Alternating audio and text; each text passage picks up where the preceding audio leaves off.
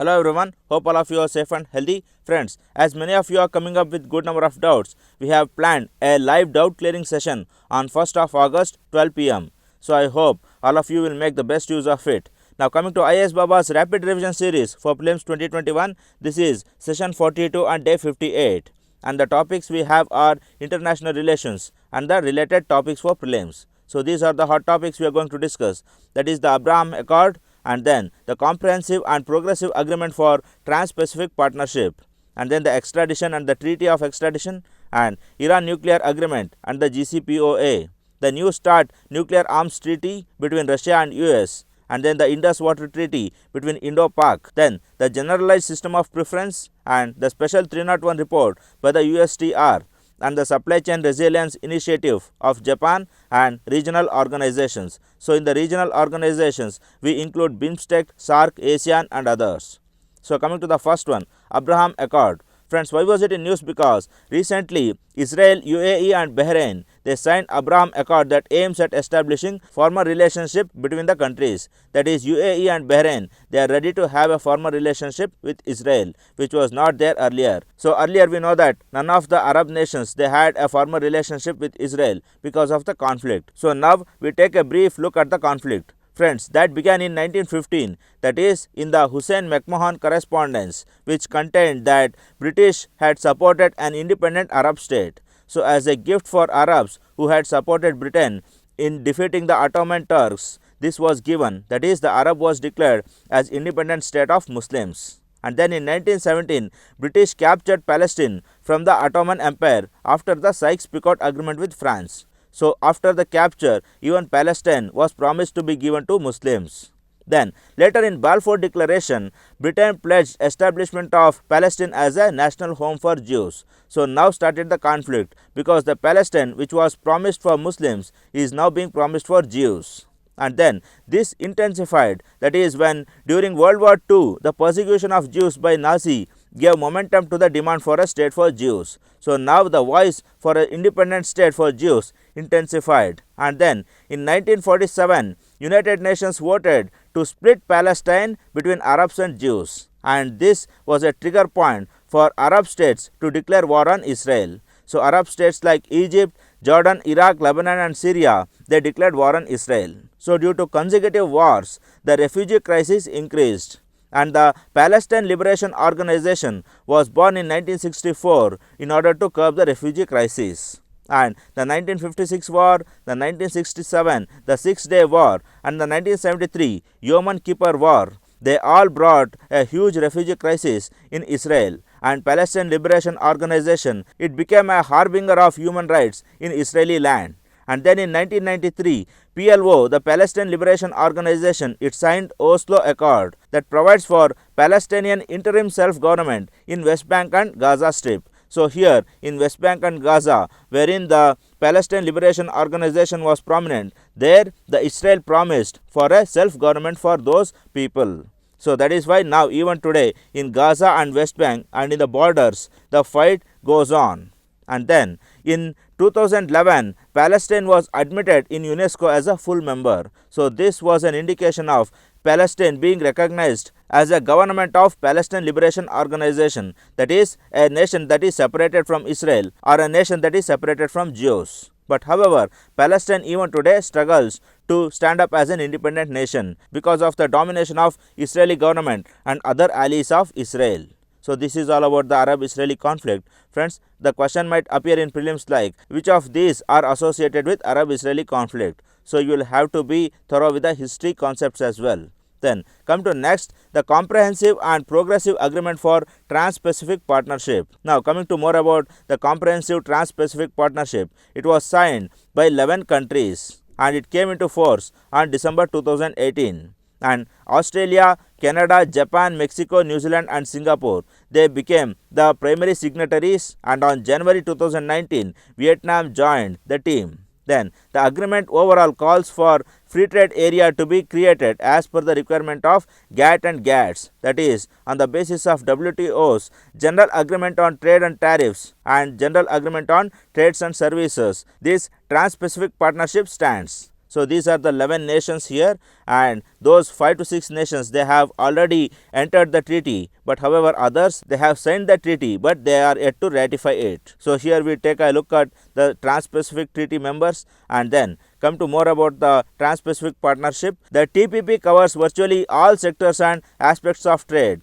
and it helps create a consistent, transparent and fair environment to do business in Trans-Pacific Partnership markets. And then it eliminates the tariffs and reduces barriers for 98% of exports to the Trans-Pacific Partnership members, and it also includes 11 markets and 13.5% of global GDP. So these are some of the facts to be remembered. And coming to the details of Trans-Pacific Partnership, it includes various sectors like e-commerce, then pharmaceutical industries, then MSMEs, and then the other service sector industries like tourism, then entertainment sectors, then imports and exports, textile sectors, etc. And the new rules for patents, copyrights, internet services and all are included in that.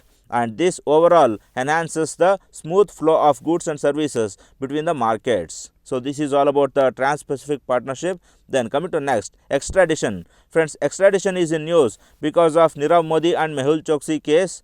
And now in India, extradition procedure is as follows. That is, information about the fugitive criminals is received from the country through the Interpol. So Interpol is the information giving agency for extradition cases, and then Interpol wing of CBI then passes the information to the concerned police departments. So Interpol wing of CBI acts as an interface with the Interpol, and then the information is also passed on to the immigration authorities. So obviously immigration authorities also have to be involved in the extradition, and then the action can be taken under the Extradition Act 1962. So overall this act guides the extradition process. And now coming to more about extradition, there are few common bars on extradition or some prohibitions, that is failure to fulfill the dual criminality. So what is dual criminality here? That is, if the act for which the criminal's extradition is requested is not a crime in the requested state, then the state can refuse extradition. So if murder case is a crime in India and if it is not a crime in Saudi Arabia or any other nations, then the extradition shall not take place. Then political crimes. Most nations refuse the extradition of political criminal suspects, and this excludes terrorist offences and violent crimes. So if any political criminal, if he is not indulged in any terrorist activities, then extradition is very difficult. So extradition of Julian Assange, Edward Snowden, all those political criminals is very much difficult. Then the possibility of certain forms of punishment, that is, if the accused is likely to receive capital punishment or torture in the requesting state, then the requesting state can refuse extradition. So if there are possibility that after bringing Vijay Mallya into India, if we kill him, then UK can suspect from extraditing him. Then jurisdiction. Lack of jurisdiction over a crime can be invoked to refuse extradition. So if Indian courts is not having jurisdiction on any crime, then we cannot extradite a criminal and we cannot punish him under the Supreme Court's jurisdiction. Then the absence of an extradition treaty. So if you don't have an extradition treaty with the nation wherein we have to extradite a criminal, then extradition cannot take place. Then Indian nationals who return to India after committing offences in West Asia or Gulf countries are not extradited to those countries. So because these are Indian criminals, and as per the extradition treaty between the India and the Middle East nations, these criminals shall be treated under the Indian penal codes and they are punished under Indian laws, and they are liable to be prosecuted in India itself. This is because bilateral treaties between India and Middle East, they provide for such a clause, but however Oman doesn't provide this. So Oman is an exception that has to be remembered. Then come to next, Iran nuclear agreement. Friends, why was it in news? Because recently United States initiated a controversial procedure called snapback at United Nations Security Council, which was later withdrawn in a bid to unilaterally impose the sanction on Iran. So US wanted to have a institutional sanction as per the United Nations Security Council to be imposed, but however this was not agreed and US withdrew from JCPOA and it imposed individual US based sanctions. So now currently US based sanction is on the vogue, but however UN based sanction as per the snapback is not on the vogue currently. Then, the Joint Comprehensive Plan of Action allows for any party to trigger a process that snaps UN sanction on Iran back into place if Iran is not complying with the deal. So, snapback option is an institutional option as per the JCPOA. Then, those sanctions as per snapback include an embargo on Iran selling or buying specific weapons. So, some specific weapons shall be barred from export and import from Iran. Then, a ban on Iran's activities tied to nuclear enrichment and reprocessing and any outside support for them. So, not only internal enriching but also outside support for enriching shall be barred as per those sanctions under the snapback option. Then, sanction on certain Iranian officials and entities and many more. So, any other sanctions can also be imposed along with these three sanctions. Then, coming to the deal is signed between Iran and the P5+1, that is China, France, Russia, UK, US and Germany, and it was endorsed by UNSC resolution in 2015. And this deal, it intended to prevent the Iran from developing nuclear weapons while granting it an internationally monitored civilian nuclear power program. So, we provide a civilian nuclear power program that is inspected from outside, but you don't have the power to enrich the nuclear materials to develop nuclear weapons. Then, in 2018, US unilaterally withdrew from JCPOA. We discussed this earlier. Then, coming to more about the Iran nuclear deal.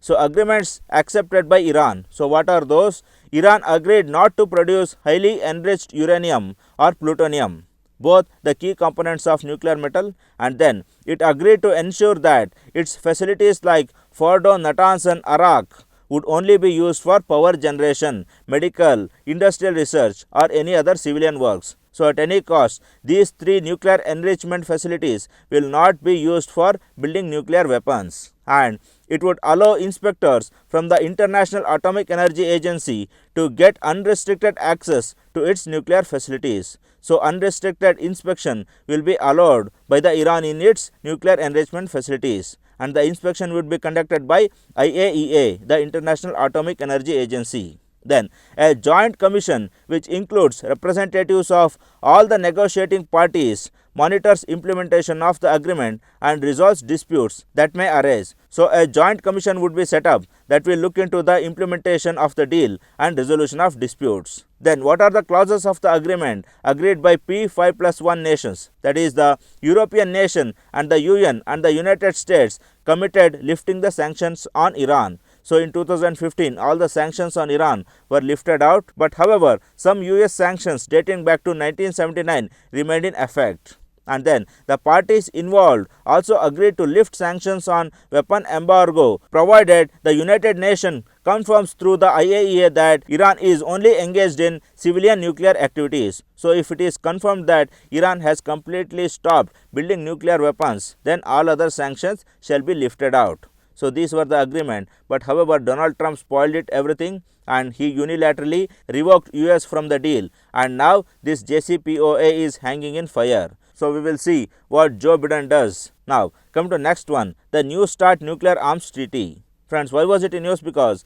the New START Treaty lapsed in February 2021. So, this year it lapsed. Now, coming to the background of this New START Nuclear Arms Treaty. Friends, we have studied in world history regarding the START and SALT treaties. So, what are those? These are the agreements between US and Russia regarding control of nuclear weapons. So, here we begin with the START, that is START 1. Signed in 1991 and entered into force in 1994, that provided a limit of 5,000 nuclear missiles, and for intercontinental ballistic missiles 2,500 limit was set up. So, both US and Russia cannot produce the nuclear missiles more than 5,000 in number, and when it comes to intercontinental ballistic missiles, they cannot keep more than 2,500 of them. And then this START 1, it expired in 2009. Then negotiations for START 2 and START 3 were also planned along with START 1, but they never took off. But however, in order to continue the Treaty of Moscow or the SALT Treaty was started in 2003, and even the SALT Treaty, it expired in December 2012. And SALT Treaty, it limited the number of missiles to 2,200. So, we can see the number decreasing from 5,000 to 2,200. Friends, this is the logic behind these consecutive treaties. That is, starting from the SALT treaty to the New START treaty, the number of nuclear missiles that has to be capped or restricted is reducing, or in other words, the nuclear arsenals of US and Russia are being decreasing after every treaty. Then coming to the New START deal, friends, we know that it is a follow-up to the START 1 treaty which expired in December 2009, and its formal name is Measures for Further Reduction and Limitation of Strategic Offensive Arms. So this was the formal name, and then it entered into force on 5th February 2011, and it replaced the Treaty of Moscow or the SALT treaty. So it is a sequel to the START 1 treaty, and it is a replacement to the SALT treaty. Then come to more about the START doctrine. Under the terms of the treaty, the number of strategic nuclear missile launchers will be reduced by half. So it will be reduced by 50%. Then a new inspection and verification regime will be established, replacing the SALT mechanism. So after the end of START 1, SALT provided an inspection mechanism, but that will be replaced by the new START 2 inspection mechanism. Then the number of deployed strategic nuclear warheads will be limited to 1550. So we started with 5000, then we came to 2500, and now we are at 1550. Then the number of deployed and non-deployed intercontinental ballistic missiles and other submarine related ballistic missiles will be limited to 800. So as far as the intercontinental ballistic missiles are concerned, we started with a 2500 limit in the START 1 treaty, and now we are at 800 in number. So the cap is being more restrictive in nature. Then coming to next, the timeline to meet these targets. So these obligations must be met within 7 years from the date the treaty enters into force, and the treaty will last 10 years with an option to renew it for up to 5 years upon agreement of both the parties. So if you are not being able to achieve the targets within 10 years, you can extend it to further 5 years. So this is all about, but however the treaty has already expired. We will have to wait and see what US and Russia will do in the future. Then come to next, Indus Water Treaty. Friends, why was it in news? Because the Indus Water Treaty between India and Pakistan marks its 60th anniversary on 19 September 2020. And moreover, in the wake of Uri and Balakot strikes, India planned for stopping water in the Indus River. So even in that context, Indus Water Treaty will come into picture. So now more about the treaty. On the recommendations of UN, the World Bank came up with this agreement in 1954. And it was eventually signed on September 19, 1960. So 1960 is the date of ratification. Now what does the treaty provide? So the treaty says that India will get the control over 3 eastern rivers, which are Ravi, Bias and Satluj. So the Ravi, Bias and Satluj, these rivers will be under the use and control of India. Then Jhelum, Indus and Chenab will be under the control of Pakistan. So they can use the waters from there. But however, even regarding the Ravi, Bias and Satluj, India can use these waters for drinking water facilities, but not for irrigation and other commercial purposes. So this is all about the treaty. And now coming to more about the controversies regarding the treaty. That is, in 2016, Pakistan had approached the World Bank raising the concerns of India's Kishanganga and Ratle hydropower projects, and the World Bank permitted India to proceed with the projects. So this was also called as the Neelam Jhelum project, and it was accused that India is utilizing the Neelam Jhelum project waters to the commercial purposes. But however, we were not using that, we were just storing them for production of electricity. So on that basis, World Bank gave a go ahead for India. Now coming to next, the Tulbul project. Friends, we had discussed Tulbul project while discussing Vular Lake, and the Tulbul project was suspended in 1987 after Pakistan objected to it. And recently, the government of India decided to review this suspension, not taking into account Pakistan's protest. Then, Pakistan's left bank outfall drain, or the LBOD project, passes through the run of Kutch in India's Gujarat. And India had opposed it for not intimating the government before constructing the project. And however, India is suspecting that this project will cause huge floods in the mainlands of Gujarat. So that is why LBOD was also under controversy then. In the wake of Uri attacks on India, Prime Minister Modi remarked that blood and water cannot flow simultaneously. So India had planned to to block the waters of Indus, but however that didn't realize and the treaty goes on. But however friends, the fact is that even in the Ravi, Beas, Satluj rivers, India is not utilizing 100% of its water and nearly 22% of the waters is being left to Pakistan without making any use of it. So in order to avoid that, India has come up with some of the projects, that is Shahpur Kandi project on river Ravi was constructed, and this helps in generating power for Punjab and Jammu Kashmir. So Shahpur Kandi project will help in generating electricity. Then Uj multi-purpose project, this will create storage of water on the Uj, a territory of river Ravi. So Uj project will utilize water for both irrigation as well as generation of electricity. Then second, Ravi Beas link below Uj. So below the Uj project, we are linking the Ravi and Beas rivers. So this involves constructing a barrage across river Ravi for diverting the water through a tunnel linked to Beas basin. So here the Beas basin will make the best use of those Ravi waters which are being going to Pakistan without any use. So these are the projects that India is constructing in order to save the water from going to Pakistan.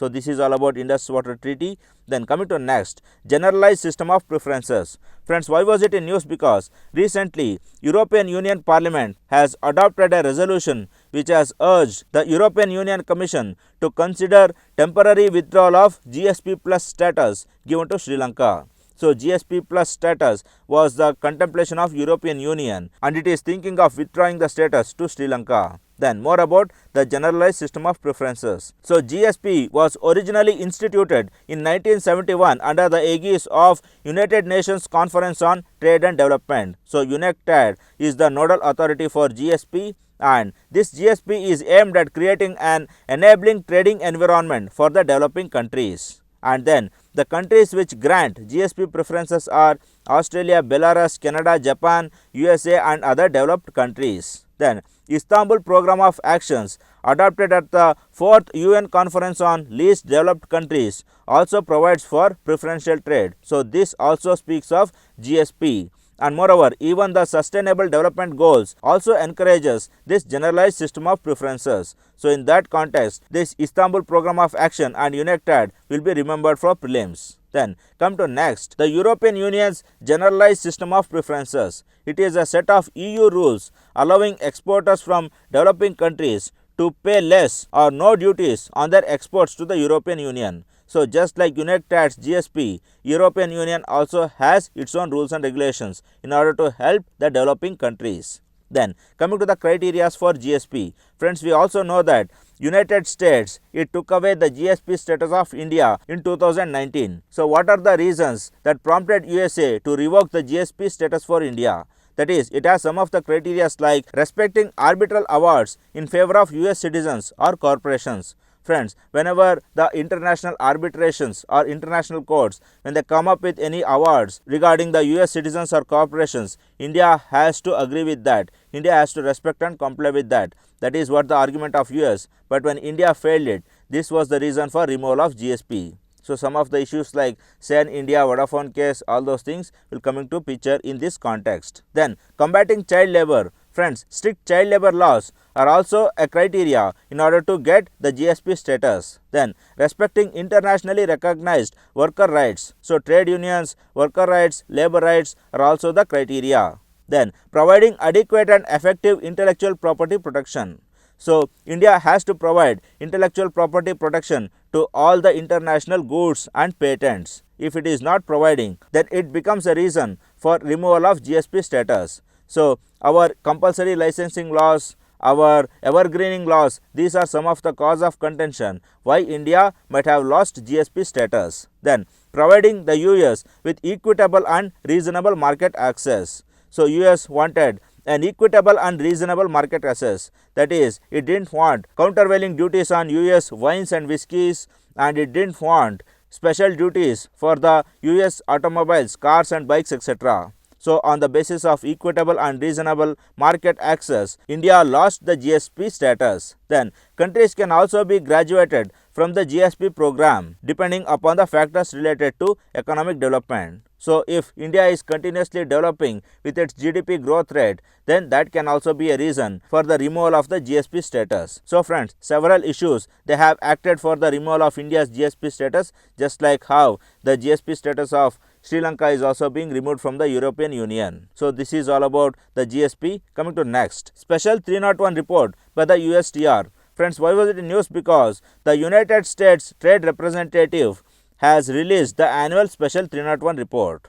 And more about the report, it identifies the trade barriers to United States companies and products due to the intellectual property law in other countries. So how the intellectual property law, the patent law, the trademarks law, the copyrights law, how it affects the US goods and services, that will be identified and indexed under this list. And it is published pursuant to the section 301 of the Trade Act 1974. So that is why the special 301 list, the name comes from. Then the report includes a list of priority foreign countries that are judged to have inadequate intellectual property laws, and these countries may be subjected to sanctions. So if the intellectual property laws of those nations are very poor, then US may impose sanctions on them as well. And then in addition to this, the report contains a priority watch list and a watch list containing those countries whose intellectual property regimes are deemed of concern. So they are not so poor, but there are some concerns regarding them. So they are put in the watch list. That is, their intellectual property laws are being inspected and watched on a periodic basis, and if it worsens, then it may move that nation to the priority foreign countries list and it can impose sanction. Or if the intellectual property laws of the nation improves, then it can remove the nation out of the priority watch list or the watch list altogether. Then India continues to be on the priority watch list for lack of adequate intellectual property rights, protection and enforcement. So there are some concerns with the India's intellectual property laws. So that is why India remains to be in the priority watch list. Then come to more about issues with India.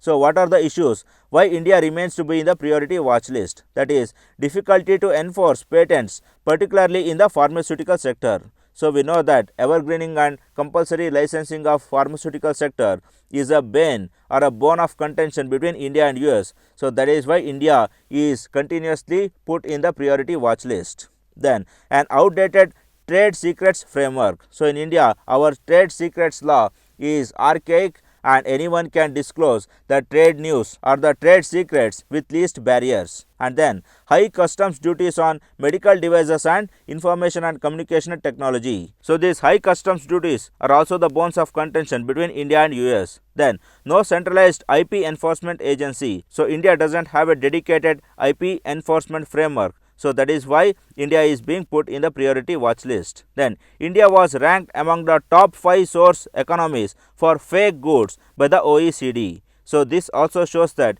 India's IP framework is not up to the mark. Then excessive delays in obtaining the trademarks. So in India we know that there are delays in everything, and even in the trademarks there are delays. So that is why India is in the priority watch list. Then the government's 2019 draft copyright amendment rules, it says that it is going to broaden the scope of compulsory licensing from radio and television broadcasting to the online broadcasting. So what is this compulsory licensing for online broadcasting, friends? So earlier, whenever a television channel, when it publishes a news, even other channels could have published it without the consent of the television channel. So that is what the compulsory licensing means. So everyone gets a compulsory license if the news is of public interest, and they can publish even without the consent of the patent holder. But however, this is extended to the online news as well. So even in YouTube, even in Netflix, even in any other channels, we can publish without the consent of the patent holder.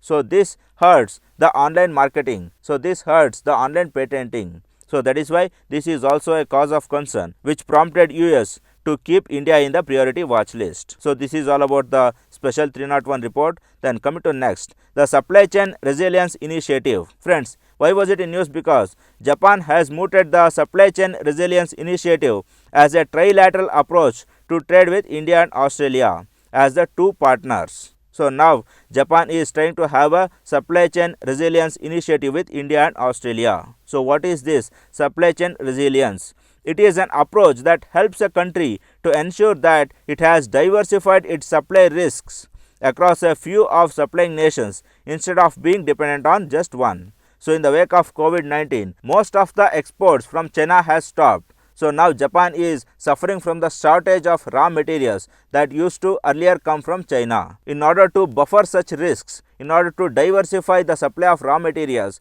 so now Japan is making deals with India and Australia so that Indian and Australian raw materials can feed to the industries of Japan and it need not rely on China alone. Now more about the supply chain resilience initiative to attract foreign direct investment to turn the Indo-Pacific into an economic powerhouse. So turning Indo-Pacific into an economic hub is also a purpose of supply chain resilience initiative. Then to build on the existing bilateral supply chain networks. So it is nothing but strengthening the existing bilateral networks. Then India and Japan already have the Indo-Japan Industrial Competitiveness Partnership that deals with locating Japanese firms in India. So once again this acts as a helpful initiative to supply chain resilience initiative. Then after an understanding emerges among India, Japan and Australia, the initiative could also be thrown open to Asian countries. So Japan can throw open this agreement even to all other members of ASEAN if this agreement comes up with good results. So this is all about the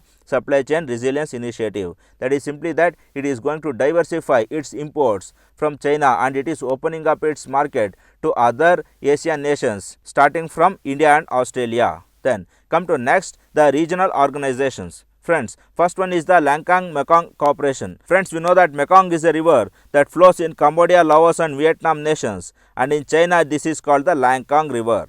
So the Mekong River simply says that there is an agreement between China and the Cambodia, Laos, Vietnam nations. Yes, that is true that the membership of this agreement are the Cambodia, China, Laos, Myanmar, Thailand and Vietnam. Then a multilateral initiative which is led by China for cooperation between the riparian states. Then it was formed by China in 2016 and the aim is to deepen the good neighborliness and good relationship among these member countries. Then come to next the Mekong-Ganga Agreement. Friends, recently the 10th Mekong-Ganga Cooperation Ministerial Meeting was held in Bangkok and that is why it comes into picture. Now coming to membership.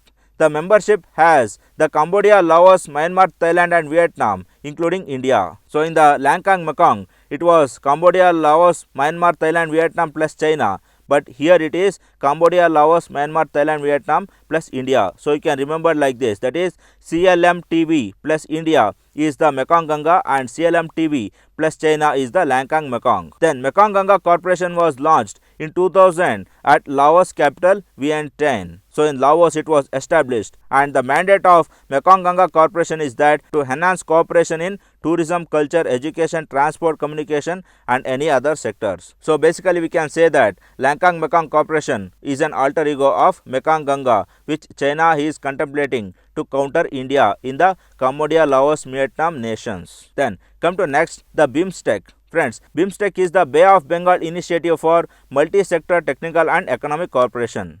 So by this name we can get to know that BIMSTEC consists of the nations who are in the peripheral or the coasts of Bay of Bengal and it consists of 7 nations.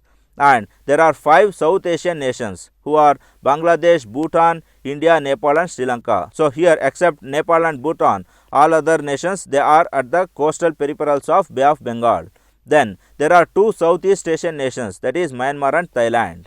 And then it came into being in 1997 through the Bangkok Declaration. So Bangkok Declaration is associated with BIMSTEC, a fact to be remembered. Then BIMSTEC was initially a 4-member state cooperation agreement, that is between Bangladesh, India, Sri Lanka and Thailand. And this 4-member treaty was called as BISTEC, that is the BIST stands for Bangladesh, India, Sri Lanka and Thailand. And later Myanmar joined in 1997 and then it became BIMSTEC, that is M for Myanmar. And in 2004 Nepal and Bhutan they joined and it became a BIMSTEC overall. So this is all about the BIMSTEC. Then coming to next the SAARC. Friends, SAARC was established in 1985 in Dhaka in Bangladesh, and it is a cooperation of 8 countries, that is India, Bangladesh, Nepal, Sri Lanka, Maldives, Bhutan, Afghanistan and Pakistan. And it also has 9 observers, so observers are not so important for us, only the members have to be remembered. And then the SAARC has headquarters in Kathmandu, Nepal. So it originated in Dhaka, but headquarters is in Nepal. So headquarters and origination need not be the same. Then the launch of SAARC satellite for South Asia took place in 2007, and India was instrumental in launching this satellite. And then SAARC has some of the specialized bodies, and in that South Asian University is based in India, so a fact to be remembered. And then South Asian Regional Standards Organization is in Dhaka, so regional standards something like ISO, this is the SARSO. Then SAARC Development Fund is in Bhutan, and SAARC Arbitration Council is in Pakistan. So here you can get a match the following, that is why better to remember it here itself. Then the last SAARC summit was contemplated, that is 19th SAARC summit was contemplated in Pakistan, but it was cancelled, and due to COVID-19 recently no SAARC summit has been held. So this is all about the SAARC summit. Then coming to next, ASEAN. Friends, India ASEAN Hackathon 2021 was held in February this year, that is why it becomes important. Now coming to more about ASEAN. Friends, ASEAN was established on 8th August 1967 in Bangkok, Thailand, with the signing of Bangkok Declaration. Friends, we also know that BIMSTEC also came up with a Bangkok Declaration as well, but that was in 1997 and this is in 1967. So we will get the difference and move on. Then the preceding organization of ASEAN was called the ASA, or the Association of Southeast Asia. Then 5 other nations joined ASEAN in the subsequent years, making the current membership to 10 countries. So currently it is a 10 member partnership. So what are the nations which are partners of ASEAN? That is the Thailand, Philippines, Malaysia, Singapore and Indonesia. These are the primary members. Then Brunei, Vietnam, Laos, Myanmar and Cambodia. These have joined later. So Brunei joined in 1984, and in 1995 Vietnam joined, and in 1997 3 have joined, that is Laos, Myanmar and Cambodia joined. And it also has 2 observer states like Papua New Guinea, Timor-Leste. Friends, we know that here India is not a member of ASEAN. So this fact we will remember, and this is all about ASEAN. Then come to last part. Friends, the greatest happiness lies not in fulfilling our own dreams, but in fulfilling the dreams of others. So mind you friends, the greatest happiness is not in you getting into civil services and traveling in the red beacon cars or leading a luxury life. The greatest happiness lies when you become the civil servants, and when you wipe the every tear from every eye, and when you feed the hungry stomach, and when you provide the shelter to the unsheltered, and you provide health, education and nutrition for those deprived and downtrodden people. And that happiness you will see when there is smiles on those faces. So do it. All the very best. Good luck friends.